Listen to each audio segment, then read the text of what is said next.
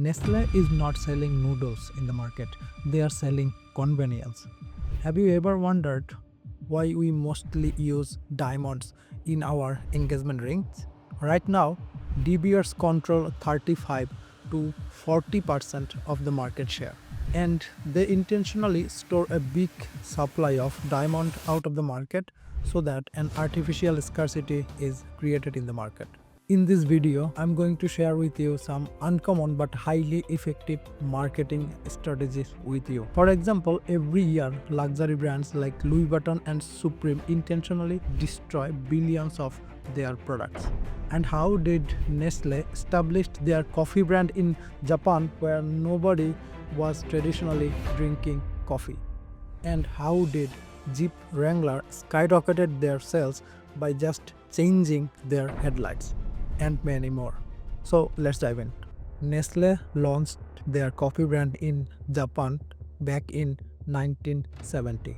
They did a market research and they found out people are loving the coffee flavors and the price as well. Nestle executives were very happy seeing the market research result and they start pouring billions of dollars into marketing. Then Nestle introduced Nescafe coffee in Japan, but they were very disappointed to see that they are not making any sales. To fix the problem, they invited French psychoanalyst Colter Raphael in 1975. He conducts a stimulus experiment with a big group of people in Japan. He plays some soothing music in the background and asked the participant to share their childhood memories. Then he noticed that no one had childhood memories associated with coffee. He immediately asked Nestle executives to turn off all the marketing campaigns. No matter how much money they will invest in, they will not get good sales. Because Japan traditionally was not a coffee drinking country. Japan is a country of tea. They have been drinking tea for thousands of years and they are used to it. And this practice cannot be changed very easily. As a solution, he came up with something very simple but unique. Candies. Yeah, candies. Nestle started making coffee flavored candies for kids in Japan. Their candies were coffee flavored but caffeine free. And Nestle flooded the Japanese market with their coffee flavored candy. 10 years later, they returned to the Japanese market with their Nescafe coffee. By then, many of those children had grown up and they became accustomed to the taste of coffee with their childhood memories linked to it. Then, Nescafe instant coffee was an instant hit. Now, Japan is the fourth largest coffee importer in the world, and a few decades back, they were not drinking coffee. And as you may have guessed, after so many years, the leader of instant coffee market is still Nestle. Right now, their instant coffee market share worldwide is 75%. They implemented a simple marketing strategy that dramatically worked in their favor. And Nestle does the same when they launched their Maggi noodles in India. Before diving into that, let's talk about an experiment. In 1930, Conrad Lorenz collected a lots of duck eggs. He hatched 50% of the eggs into a mother duck and another 50% of the eggs into an incubator. The baby ducks born in the incubator first saw Conrad Lorenz, and the other 50% of the baby ducks first saw their mother.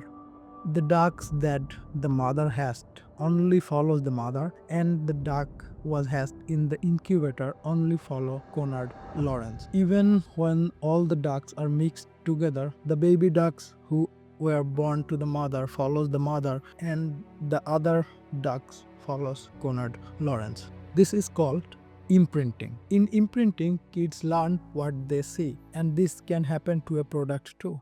Okay, let's do a minor imprinting test with you. What are your favorite chips brand in America? It has to be an American company. Let me guess. Cheetos or Firecrackers, or maybe one of them. If I have guessed it right, let me know in the comment box. Back to Nestle. When Nestle launched Maggi noodles in India, their initial target audience was working class women. However, rice and breads were always the staple foods of India. And it makes things difficult for Nestlé and their noodles to gain traction in the market. Maggi faced strong competition and struggled to succeed in the market.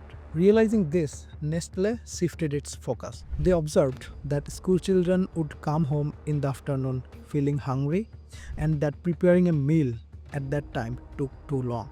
This insight helped them to target kids as their primary target audience. To make things more appealing, they added the 2-minute noodles tagline. This reposition was a game changer for them. The response was overwhelming, and Maggi quickly captured 80 to 90% of instant noodle market in India. Quick question: are you enjoying this video? If so, please give it a like, because if you do that, YouTube will spread this video to more people. Back to the video. Did you know the tradition of buying diamonds for engagement rings actually is a marketing scheme? Think about it. Why do we always use diamonds for our engagement rings? You might say diamonds are beautiful, but many other gemstones like lightning ridge opal and black opal are just as stunning as diamonds. Some might say that diamonds are rare and valuable, but diamonds are not actually the rarest gemstones. They are more common than people think. Matter of fact, if you see this table, diamond is not the most expensive one in any carat. Let it be in 1 carat, 1 to 5 carat, and 5 plus carats. Not only that, diamond investment is much worse. If you buy a diamond today and sell it tomorrow, you will not get what you paid for it. So, how did diamond become the symbol of love and commitment? In 1930, global demands for diamond was low. People didn't commonly use diamonds for engagement rings. In fact, engagement rings were not associated with diamonds culturally or religiously. And in the Muslim world, engagement rings were not even traditionally popular. Everything changed in 1947 when De Beers launched a powerful marketing campaign with a famous slogan, "A diamond is forever." Hollywood big celebrities started to work around with diamond rings. Movies, magazines, and publications are started to link diamond with romance, making them seem essential for engagements. And they know exactly who to target: high school girls. Because when they become adults, they will go and buy diamonds. And it worked out, but there was a problem. When girls select diamond rings, they tend to go for smaller and less expensive ones. Then De Beers turned the matter back. In American culture, the boys would propose to the girls and offer engagement rings while proposing. Do you know what happened? Boys started to purchase expensive diamond rings to prove their love. Not only that, it became a norm that men should spend 2 months of their salary for the diamond ring, and that's 3 months in Japan. Now we know how the diamond ring was promoted inside the culture, but why is it so expensive? Straight answer: deception. Supply and demand curve is a popular term used in economics. As the demand increases, the price will increase, and the price will decrease as the supply increases. Very simple. Right now, De Beers control 35 to 40% of the world diamond supply, and the company deliberately store a large portion of their diamonds in store. The reason: they want to create artificial scarcity in the market. They want to make it appear that the supply of diamonds in the market is very low and the demand is much higher. If demand is too high, the price will rise.